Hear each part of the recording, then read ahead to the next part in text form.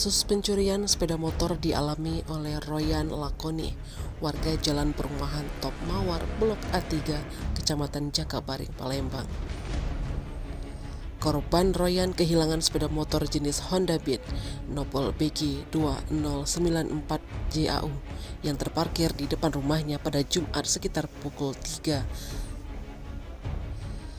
Atas kejadian itu, Royan membuat laporan polisi di Sentra Pelayanan Kepolisian Terpadu SPKT Polrestabes Palembang pada Sabtu.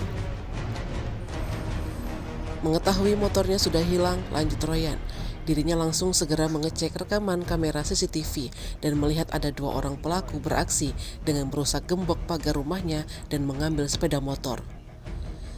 Laporan Royan Lakoni sudah diterima oleh petugas piket SPKT Polrestabes Palembang terkait tindak pidana curanmor R2 berdasarkan pasal 363 KUHP.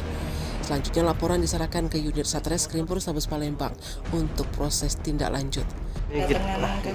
Lapornya apa gitu? Ya, saya melapor kehilangan satu unit motor Beat. Itu kejadian di hari Jumat pagi sekitar jam 3:56 pagi. Itu kronologi cak mana itu, Kak?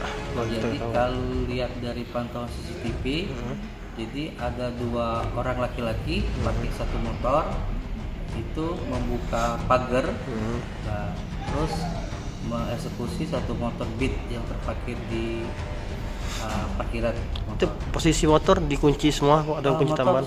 Dikunci semua. Ada kunci tambahannya, Kak? Tidak. Itu memang ditaruh di pagar, Kak, ya? Iya, di dalam pagar. Setiap hari memang ditaruh parkir di situ kalau Kak, malam.